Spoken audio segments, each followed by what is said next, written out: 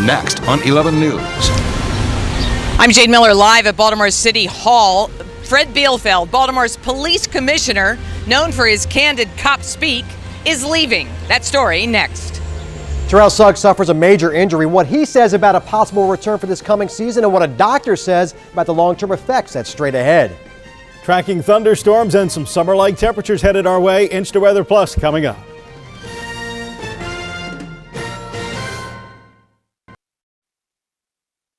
Live, local, late breaking. This is WBAL TV 11 News at 5. 3 big stories tonight, all of them developing as we speak. A serious injury sidelines Ravens linebacker Terrell Suggs for quite possibly the entire 2012 season. What Terrell and the team are saying tonight. And a beltway backup that stretched for miles. Drivers trapped for hours on 695 as a tractor trailer loaded with building materials overturns, dumping its load all over the inner loop.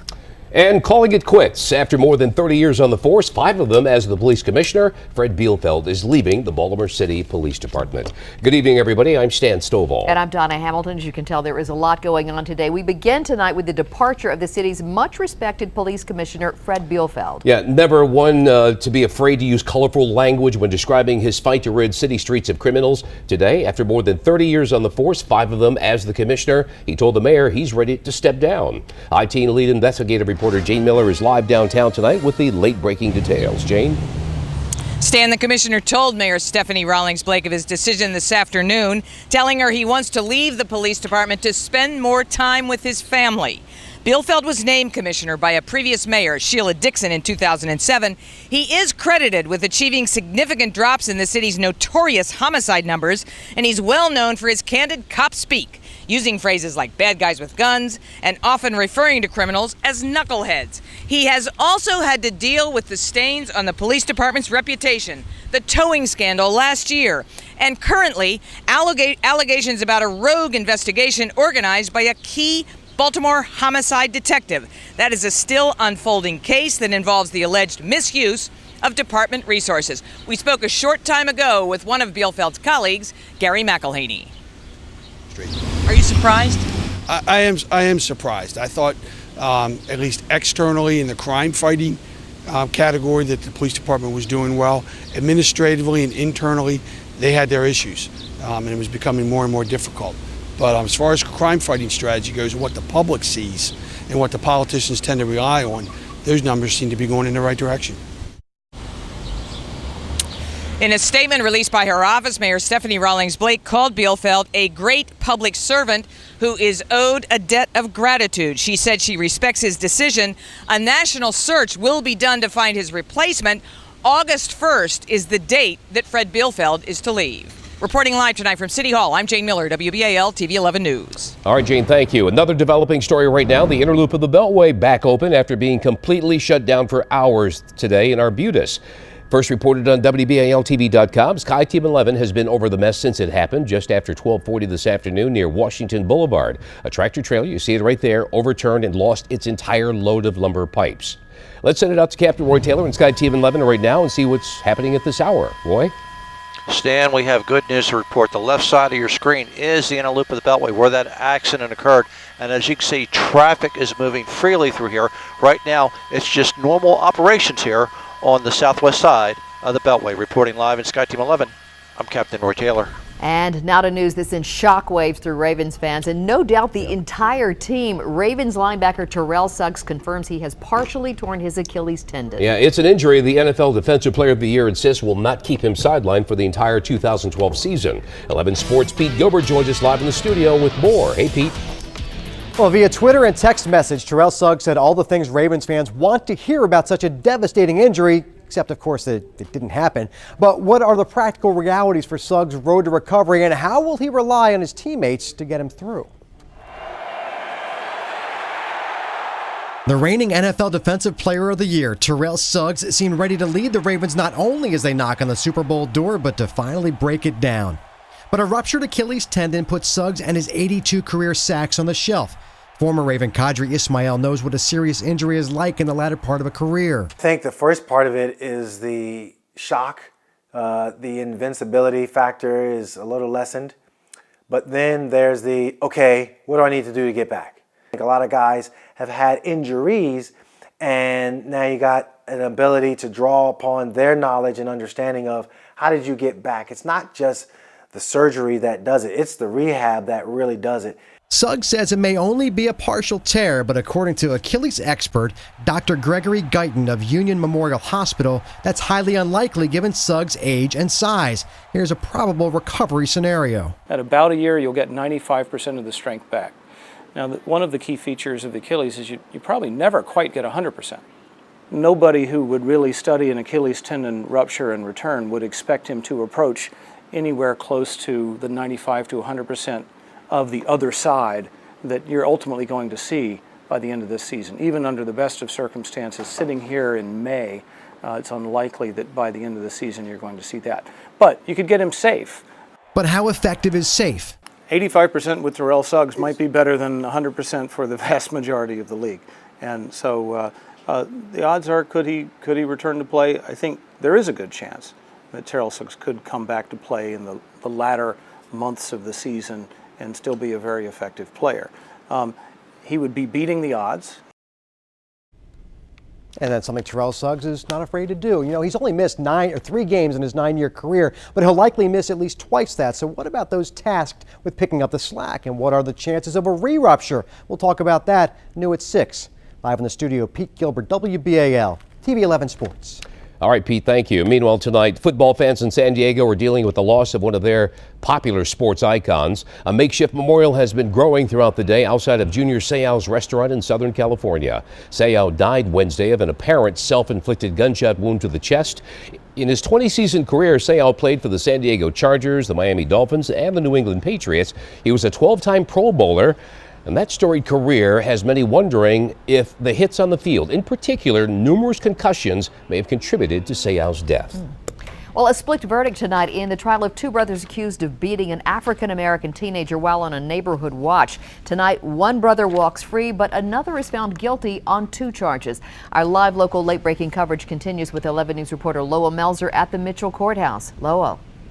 Yeah, Donna, a mixed bag of sorts in this case as Judge Pamela White finds the younger Avi Werdesheim not guilty of all counts in this case and the older Ellie Werdesheim guilty of false imprisonment and second-degree assault and not guilty of use of a deadly weapon. Now, this case, which lasted about 2 weeks, went on despite the victim in the case refusing to testify, and we saw Ellie take the stand in his own defense. In the end, Judge White said that she felt there was enough evidence to show that Ellie held the victim on the ground against his will after assaulting him. After the verdict, we spoke with the Werdesheim's counsel and a lawyer representing the victim's family. I'm relieved that Avi was acquitted of all charges. Needless to say, we're devastated over Ellie's results, and we're very hopeful that justice will triumph in the end for Ellie. Ellie Werdesheim is very upset right now. He's disappointed, and I'm disappointed in the verdict. I think that the social issues that were raised by this case are important regardless of the court finding. When I went home yesterday and thought about all the evidence that had come out during the trial, I assumed that this would be the verdict, and so we're quite pleased with it.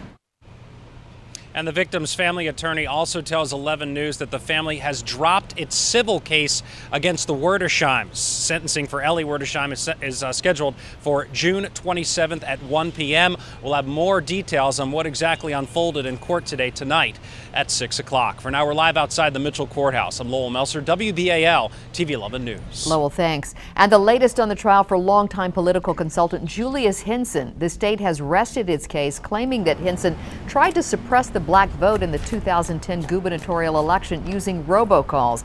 At this hour, the defense is laying out its arguments. One of them, the political definition of suppression, is different from the legal one. Hinson may take the stand tomorrow. And we go now to breaking news out of Baltimore County. You're looking at video just into our newsroom from Sky Team 11 above the scene of a school bus accident in Owings Mills. And police say 4 people, including 1 student, were hurt when the bus and another vehicle collided near Deer Park Elementary. We're told all those injuries are not life-threatening. The victims are being treated at Northwest Hospital.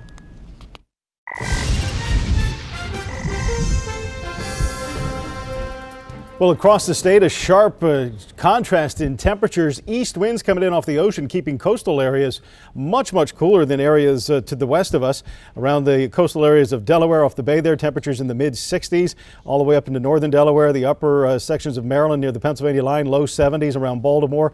But as you head west, the temperatures steadily warm into the 80s as you get back toward Hagerstown, and even warmer than that in some spots in western Maryland. We've seen temperatures around Cumberland approaching 90, 80s well out into western Maryland, and very warm down into parts of northern Virginia as well. So in that warm air, as you can see, there are some scattered thunderstorms popping up this evening, and those storms are going to be drifting to the south and east, possibly reaching Baltimore. A better chance for some storms, a few strong ones in our area tomorrow as some summer-like air moves our way. InstaWeather Plus details in a couple of minutes. All right, Tom, thank you. We have a reminder for you tonight. You might want to avoid the JFX if you're hitting the roads overnight. As 11 News told you all this week, there are more emergency closures going into effect starting tonight at 10 o'clock. In about 5 hours from now, all northbound lanes will be detoured at the North Avenue 28th Street exit. You'll eventually end up back on I-83. The overnight closures will stay in place until Monday. Now, as far as the single left lane closures in both directions near 28th Street, those will stay until construction is complete, which will take about 6 to 8 weeks.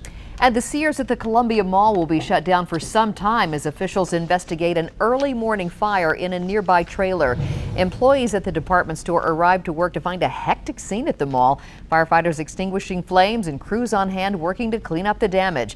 We're told that the blaze broke out just before 6 this morning near the loading dock, but the bigger problem for the store was all that smoke. There's a significant smoke damage on the first and second floor of the Sears. Along with firefighters, officials with the health department are on scene to assess the smoke's impact on the food court. The rest of the mall will remain open. Crews tell us no injuries have been reported. No word yet on what sparked that fire either. Still ahead tonight, you've likely heard the frantic 911 calls. The worker got the baby have a knife in her. Workers at the Department of Social Services desperately calling for help as an infant is stabbed inside their facility. And when we come back, Governor O'Malley is using the cautionary tale to fight budget cuts. I'm Rob Roblin, honoring our fallen heroes. That story coming up.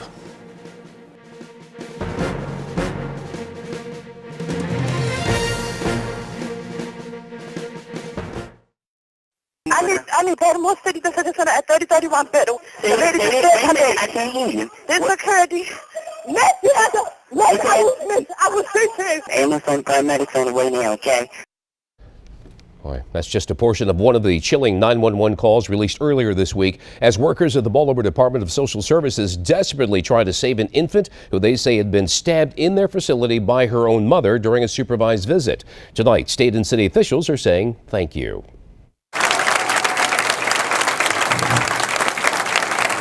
And it was all the surprise. Governor Martin O'Malley and Mayor Stephanie Rawlings Blake were among those on hand this morning, thanking William Short III and Dana Hayes for jumping to action. Police say Kenesha Thomas stabbed her 8-month-old daughter while visiting her at the office on East Biddle Street.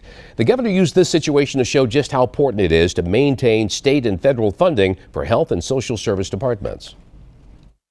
There are hundreds of these sorts of visitations that go on a regular basis. I think, and in this case, the workers reacted very quickly and very courageously. Now, since the incident, officials at DSS have been reevaluating their security practices, and while they say they plan to retain the services of a private firm, a number of changes will be instituted to prevent something like this from happening again.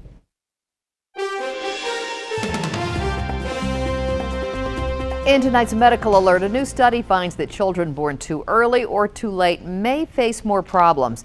Researchers in the Netherlands followed over 5,000 babies for 3 years after their birth. They found both preterm and children born at least 2 weeks late had more behavioral and emotional problems than their peers. In fact, post-term children were twice as likely to have clinically diagnosed ADHD by the age of 18 and 36 months, but they don't really know why. Well, a baby's first bath is a big deal, usually kind of traumatizing to the parents, but sometimes baths can cause tiny newborns to lose too much body heat.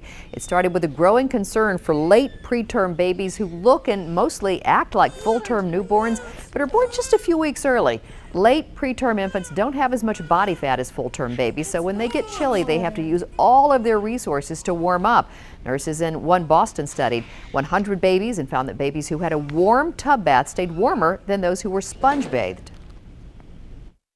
If the baby is trying very hard to stay warm, then it doesn't have the energy to feed well. And everybody knows a baby has to eat well, or else, you're going to have problems.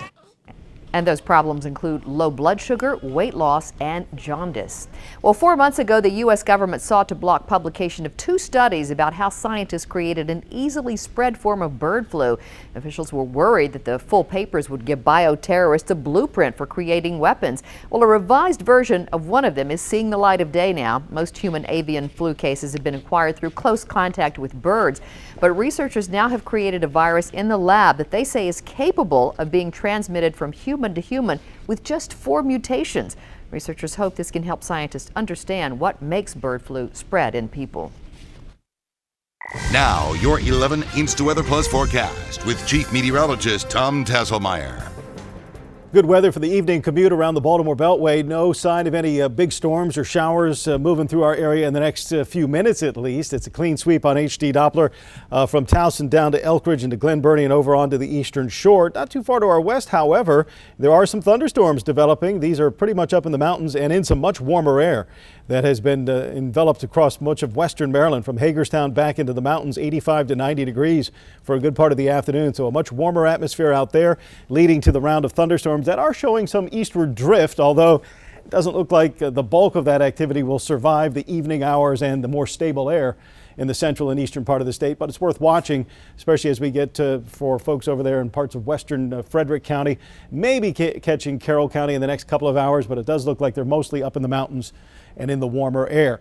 If you check out what happened around here today, we'll see that the pollen count is a lot lower because there were some late night showers and storms, especially across the northern tier, and the northern suburbs had a big round of big boomers and thunderstorms, and those early morning showers helped to keep the morning pollen count down. Again, the pollen is counted early in the morning. 53 the total count. There was some weed pollen showing up though today. That may be the sign of the next phase of pollen and allergies that we'll have to deal with, the weed pollen. Temperatures, look at that, out in Petersburg, West Virginia right now, 90 degrees, 85 in Romney, 82 in Hancock, Hagerstown, 84, Frederick, almost 90 degrees. Contrast that to 59 on the coast at Ocean City. It all depends on which direction the wind is blowing. Over here, the winds are coming in off the chilly ocean. That cool east breeze makes it all the way back to just about the western shore of the bay. And then as you get up into the mountains, you get into the much warmer air. Southwesterly winds here are bringing some heat into western Maryland as close as Frederick and Carroll counties. And again, it's in that warmer air. You have the best chance for a shower or a storm tonight. Other areas will just see that low cloud and fog reforming late tonight into Friday morning. So after a little bit of late day sunshine, the clouds are going to come back. There could be an isolated thunderstorm, especially west of town. Lows tonight, 59 to 66. Look at the warmth here. It really shows up when you look at the broad scale. 50 in Boston now, 59 down at Ocean City, 57 in New York, then 70s, 80s, and again, close to 90 in many locations. Detroit, Michigan right now at 89 degrees. That's going to come surging in here tomorrow. More and more of the mid-Atlantic will get into the warm sector of this storm as the warm front gets pushed up toward New England. And so the muggy air and the hot kind of summery air that we see over here will be with us for the day tomorrow, and that means a better chance for storms as this front is moving down into that warm, muggy air. In fact, there are severe thunderstorm watches covering the southern lakes right now, and tomorrow the Severe Storms Prediction Center thinks there could be some strong to severe storms in the mid-Atlantic, as well as the western Ohio Valley and back into the Plain States. InstaWeather Plus Futurecast shows the storms popping here tomorrow afternoon after some morning clouds and fog. It heats up. We catch a shower or a storm. Saturday morning, there may be a few lingering showers up until about 10 or 11, but then it should clear out. And after those early morning showers on Saturday, the rest of the weekend is looking pretty nice, especially Sunday. Sunny skies and a more comfortable temperature. 84 to 89 to finish the work week on Friday. Afternoon thunderstorms and west winds at 5 to 10. On the bay, a south breeze averaging about 5 knots today will begin to shift to the west tomorrow and still continue at about 5 to 10 knots. InstaWeather Plus 7 days. Storms tomorrow evening, and then as we head into the weekend, a shower is possible Saturday morning before it clears up and turns a whole lot more comfortable on Sunday. High temperatures around 75. All right, Tom, thank you. See you in a bit. Well, we're now getting a chance to read some of Osama bin Laden's inner thoughts while he was in hiding in Pakistan. And some new documents being released online today by the U.S. Army's Combating Terrorism Center. Some stunning revelations about what was found inside the terrorist leader's compound. A closer look when we come back. Plus, in just this last school year alone, Chesapeake High School has lost 3 students to traffic crashes. And with prom season and summer just around the corner, they're trying to give kids a message that won't just go through one ear and out the other. I'm Jennifer Franciotti. Details are next.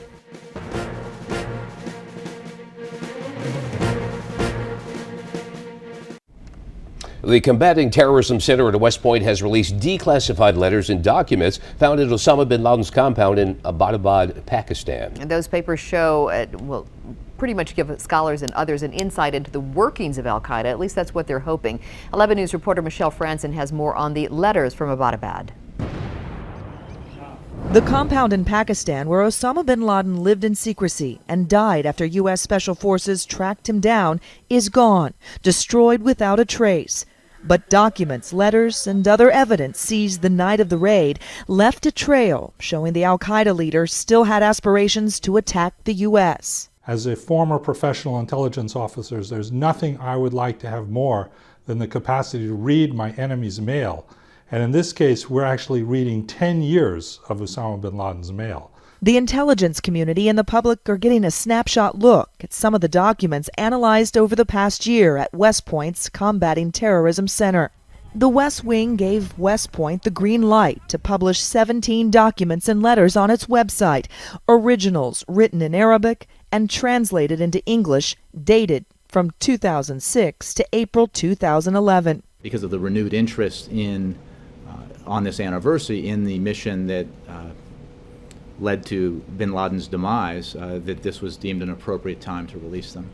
Terrorism experts say it shows bin Laden focused on grand plots following 9/11, including an outline to assassinate President Obama and then NATO commander General David Petraeus. There's no question of his aspiration here. He wanted to kill the President of the United States. The documents also exposed cracks within the terrorist organization worldwide. This shows an organization in decline, under siege, and really feeling the pressure. The threat of al-Qaeda diminished with bin Laden's death, experts say, but not gone. Michelle Franzen, WBAL TV 11 News.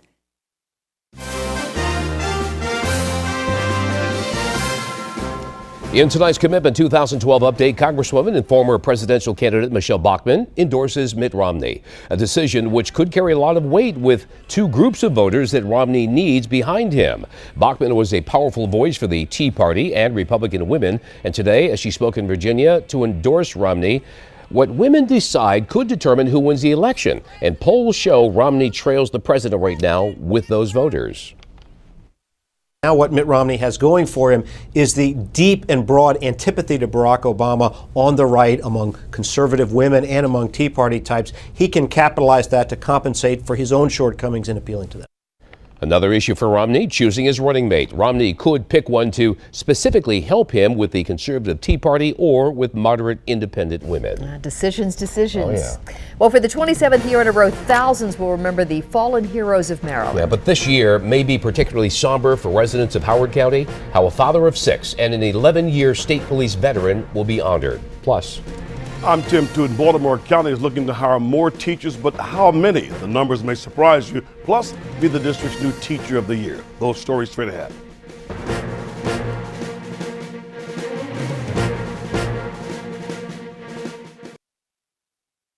Live, local, late breaking. You're watching WBAL TV 11 News at 5 in HD with Stan Stovall, Donna Hamilton. Your InstaWeather Plus forecast with Chief Meteorologist Tom Tesselmeyer. 11 News at 5 in HD continues now. in Howard County today, police officers who paid the ultimate price were honored.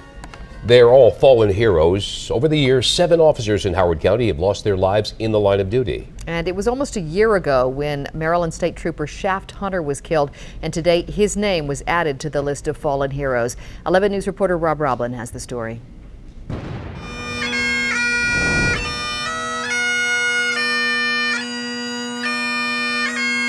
Today in Howard County, they honored the police officers who lost their lives in the line of duty and their families. To the families and friends of these brave individuals, I offer in the name of all those who gathered here our condolences, our sympathy, and our love. Almost a year after his death, State Trooper Shaft Hunter was honored.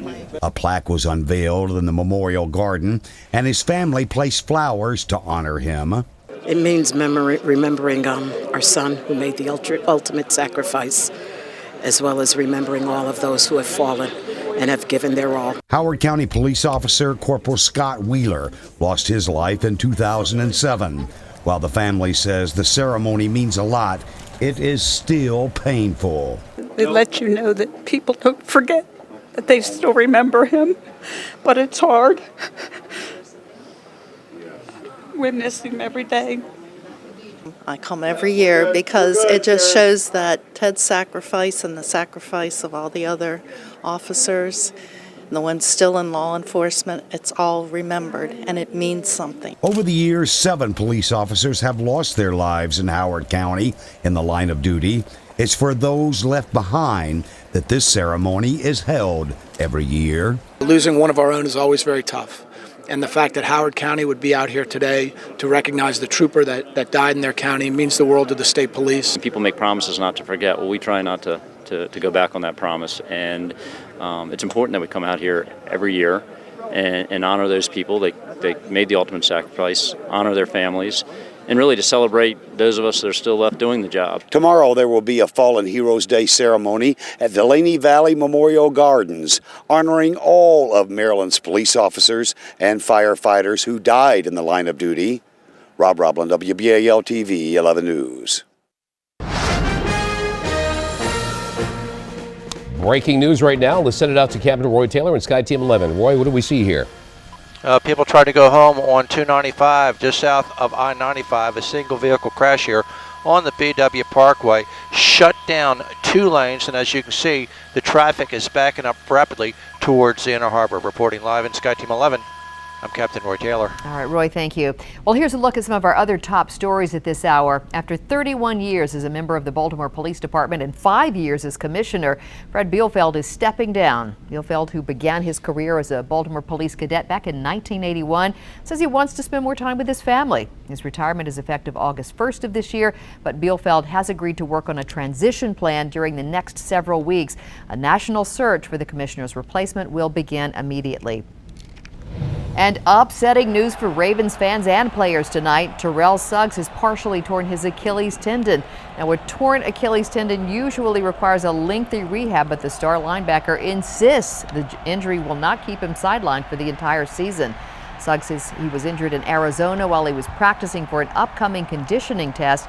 Suggs initially thought it was just a sprain, but he says the doctor determined that it was indeed a partial tear. He's expected to have surgery possibly as soon as next week. And the inner loop of the Beltway has now reopened after being completely shut down for hours in Arbutus earlier today. Sky Team 11 was over the scene just after 12:40 this afternoon near Washington Boulevard. We're told a tractor trailer overturned and lost its entire load of lumber and pipes, creating quite a mess for commuters. Luckily, no one was injured. Crews had the lanes back up and running shortly before 3:30, just in time for rush hour.